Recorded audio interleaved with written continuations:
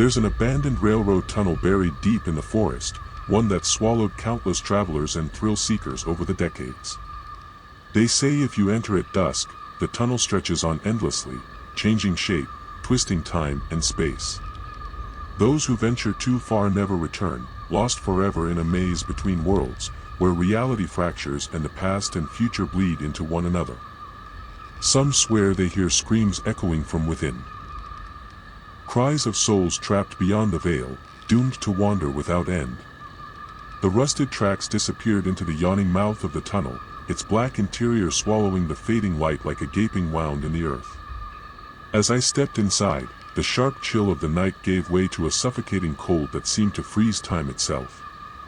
Each footfall echoed unnaturally, sometimes ahead of me, sometimes behind, and shadows flickered along the walls, twisting and writhing like living things.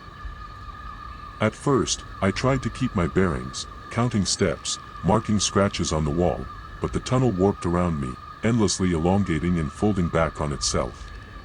Sounds from the outside world faded, replaced by whispers, soft at first, then rising into desperate screams that clawed at my mind like fingernails scraping bone.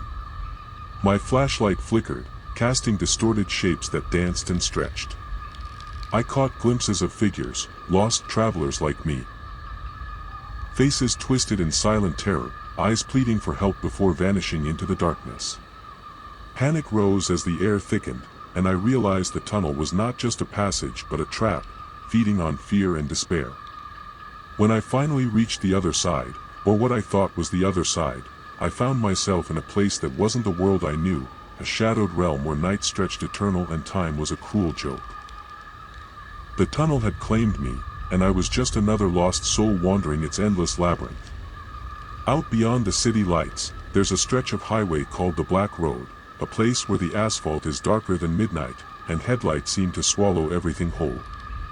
Locals warn you never to drive it alone at night, because something rides those black stretches, something without a face, without mercy. They say it waits for you, stalking from the shadows, and if you slow down or look away, it pulls you into the darkness where no one can hear your screams. The engine hummed softly as I sped down the black road, the endless ribbon of black asphalt stretching out like a void beneath me. The headlights barely pierced the thick night, and a fog began to roll in, swallowing the road behind me. Every mile felt heavier, as if the darkness itself pressed against the windshield. Then, in the corner of my eye, I saw it, a figure, tall and faceless, gliding along the roadside like a shadow come to life. I blinked, but it didn't vanish. It moved with impossible speed, keeping pace, unblinking, an empty void where its face should have been. I pressed the gas, heart pounding, but no matter how fast I drove, the figure stayed just beyond the beam of my headlights. The radio fizzled, then died, and my breath fogged the cracked window as the temperature dropped sharply. Suddenly, the figure appeared directly ahead, a looming silhouette blocking the road. I slammed on the brakes, tires screeching, but the car skidded into darkness. When the headlights flickered back, the figure was inside the vehicle, a chilling presence that whispered my name, cold and void. I never left that road. I'm still driving.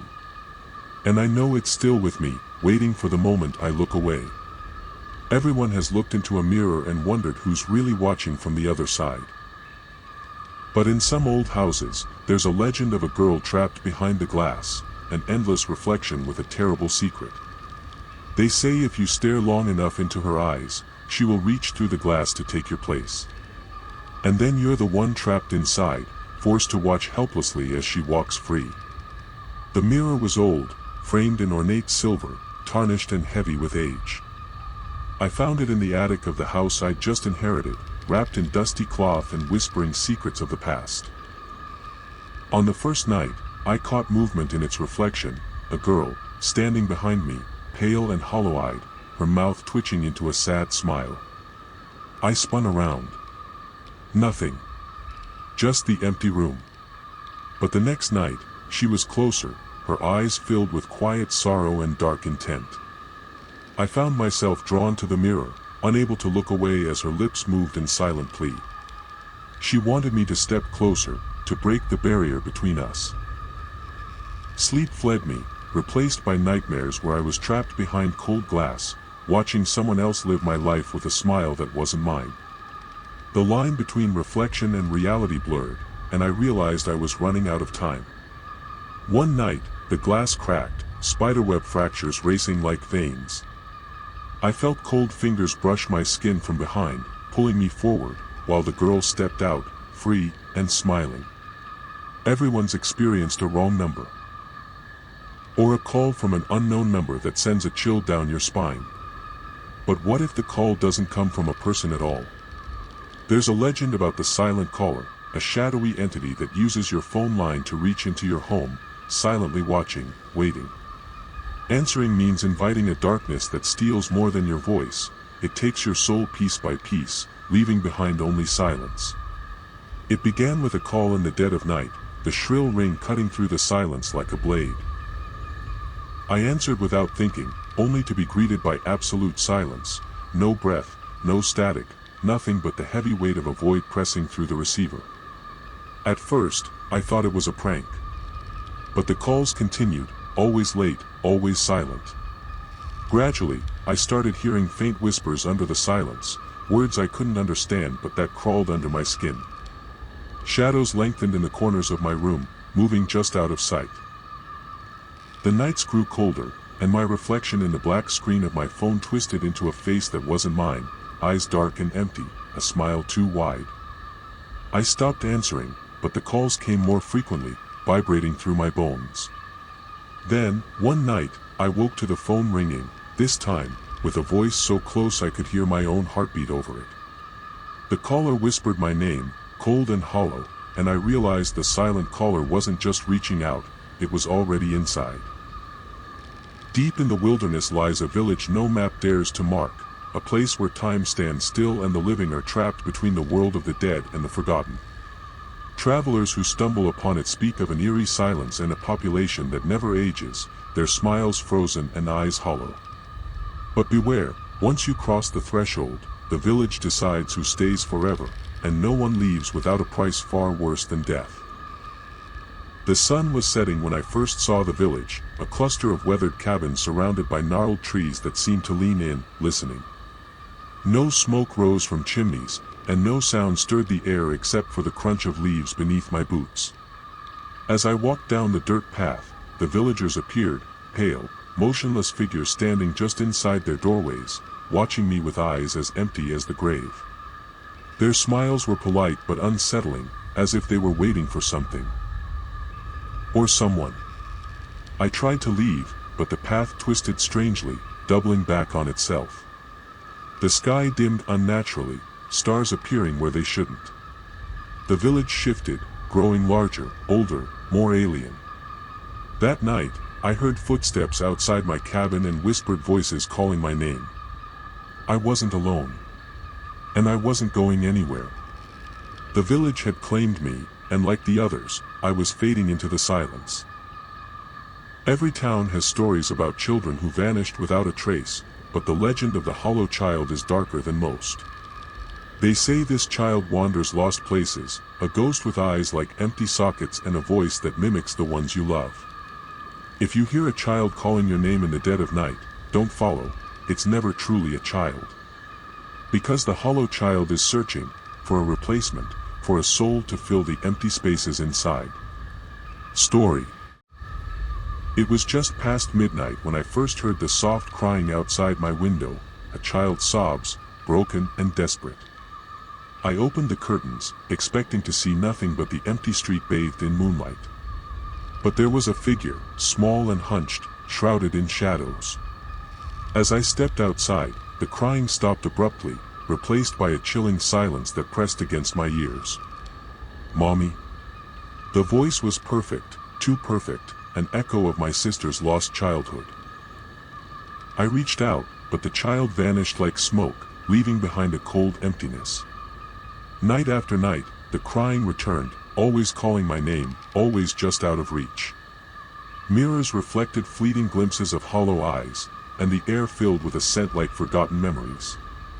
I realized the hollow child wasn't alone, it was gathering. And it wasn't going to stop until I answered the call. There's a patch of woods where the trees lean close, their branches like skeletal fingers scraping the sky, and the wind never truly stops whispering. Locals say if you wander too deep, you'll start hearing faint voices, soft at first, like distant murmurs carried on the breeze. But those whispers don't just fade away, they grow louder, personalizing, repeating your name over and over, twisting your thoughts until the forest owns your mind. Few who enter come back unchanged. Some don't come back at all. I never believed in ghost stories or forest spirits, until the night I crossed the threshold of the Whispering Woods, drawn by a dare and the thrill of the unknown. The trees towered overhead like ancient sentinels, their gnarled limbs blotting out the stars. A cool wind stirred the leaves, carrying with it a soft, unintelligible murmur. At first, it was just the rustle of the forest, but slowly, the voices emerged. Whispers curling around my ears, echoing faint laughter, and then my name, whispered softly yet unmistakably. I froze, heart hammering, trying to convince myself it was just the wind playing tricks. The deeper I went, the clearer the voices became. They spoke secrets no one should know, things from my past, things I'd buried deep. I tried to run, but the forest shifted, paths folding like paper, leading me in circles. By dawn, I was a hollow shell, the whispers echoing endlessly inside my skull. And now, when I close my eyes, I hear them still, my name, whispered by the trees, waiting to pull me back into the dark forever. In some towns, there's talk of a figure who lives in silence, a shadow who mimics every word you say but never speaks first. They call him the Echo Man, a shape that slips behind you in empty streets and deserted buildings, repeating your voice perfectly, but always seconds too late. Legend says if you answer back, you lose your voice forever, trapped in a silent world where the Echo Man speaks for you, and you become just another shadow in his collection. It started with a voice, my own voice, repeating words I hadn't spoken aloud. I was alone on a deserted street, the night thick and heavy, when I heard it behind me, my own words echoed back, just a fraction slower, like a sinister puppet master. I spun around, but no one was there. Only darkness and the faint outline of a figure, blurred and shifting. The Echo Man, I realized with a cold shiver, was real. I tried to keep quiet, afraid to speak or even breathe too loudly, but the silence was suffocating. Every whisper of my breath was followed by his eerie mimicry. The more I resisted, the closer he came, his movements jerky, unnatural, like a marionette pulled by unseen strings. One night, my voice failed me completely. I could only watch in terror as the Echo Man smiled. A twisted grin, and spoke in my voice, saying things I never dared. Now, trapped in silence, I wander with him, a shadow among shadows, my true voice lost forever. There's an old ghost story about a train that runs only at midnight, its whistle echoing through the night like a mournful wail. They say if you're unlucky enough to board, it takes you on a journey through memories and nightmares, stopping at places you'd rather forget. Passengers never arrive at their destinations. They vanish into the darkness, lost forever on a track that circles the underworld itself. The station was deserted except for me and a faint mist curling around the platform. At the stroke of midnight, a train appeared, shimmering and spectral, its windows glowing with a pale light. The conductor's eyes were empty pits as he motioned me aboard. Inside, the air was thick with the scent of rust and decay. The seats creaked beneath me as the train lurched forward, plunging into darkness. Outside the windows, scenes flickered, memories of my life, twisted and distorted, faces of loved ones long gone, moments of joy turned to fear. With every stop, the passengers faded away, swallowed by the shadows between the cars. I tried to escape, but the doors were locked, and the tracks twisted in impossible loops. The train wasn't taking me home, it was dragging me deeper into a nightmare from which there was no waking. I realized then that the midnight train wasn't just a ghost story. It was a trap, and I was its newest passenger. Every driver has heard the warnings about the lonely hitchhiker, a young woman who appears on empty highways late at night, drenched in rain or moonlight, silently asking for a ride. They say she never speaks, and her eyes hold a sorrow so deep it chills the soul. Those who pick her up swear they see her vanish without a trace before reaching their destination. And if you don't stop, the next night, she's waiting again. Closer, darker, more desperate. The hitchhiker is said to be a spirit trapped between worlds, forever seeking passage home, but the road only leads to doom. It was past midnight when I spotted her, standing just beyond the bend, a pale figure in a soaked white dress, thumb outstretched. I slowed and pulled over, heart pounding as she slid into the back seat without a word. The air inside the car turned icy cold, breath forming mist as I asked where she wanted to go. She only stared ahead, her eyes like empty wells, reflecting headlights but revealing nothing. I glanced in the rearview mirror, her face blurred, fading like smoke. Then, just before the next exit, she vanished completely, leaving the seat cold and wet as if she'd never been there. Sleep escaped me that night, the echo of her silence pressing on my mind. The following evening, she appeared again, this time on the opposite side of the highway, waiting. No matter where I drove, she was always just ahead, always the same hollow gaze. I realized then the lonely hitchhiker wasn't asking for a ride to anywhere but dragging me closer to a place where no one ever returns. There's an old tale about a porcelain doll, cracked and chipped, left forgotten in an attic or abandoned house. They say the doll isn't just a toy, it's a vessel for a vengeful spirit, cursed to hunt anyone who dares touch it. Those who find the broken doll report nightmares that blur into reality, shadowy movements in the corner of their vision, and whispers echoing from empty rooms. The doll's smile is the last thing you see before the darkness closes in, and it never breaks. I found her in the dusty attic, half buried beneath rotting blankets. The doll's cracked face seemed frozen in a twisted smile, one glass I shattered, the other gleaming with unnatural light. Despite the decay, I felt drawn to her. That night, dreams invaded me, visions of a little girl with hollow eyes playing in shadowed hallways, her laughter echoing in the dark. I awoke to the faint sound of porcelain scraping against wood, but no one was there. Days later, the doll appeared in different rooms, always closer, as if it was following me. Shadows shifted in the corners, and cold fingers brushed my skin when no one was near. I tried to leave the doll behind, but it always found its way back, its smile widening with every step I took toward madness. The broken doll doesn't just haunt, it consumes. Mirrors have always been gateways, portals reflecting not just our image, but something deeper, darker. There's a legend about the vanishing mirror, a glass surface that doesn't just reflect reality but traps souls, swapping places with a shadow self lurking just beyond the silver. Those who stare too long find their reflection twitching, smiling when they don't, and eventually, disappearing entirely, replaced by a cold, empty figure who waits patiently for the next viewer. The mirror hung in the hallway, ancient and cracked, catching the last rays of daylight. I was drawn to it, compelled to look deeper, as if it whispered secrets I couldn't resist. At first, my reflection was normal, until it began to change. It blinked when I didn't, smiled thinly when my lips were pressed tight. Sometimes, it lagged a second behind my movements, eyes dark and knowing. I tried to break the spell, tearing my gaze away, but it pulled me back again and again.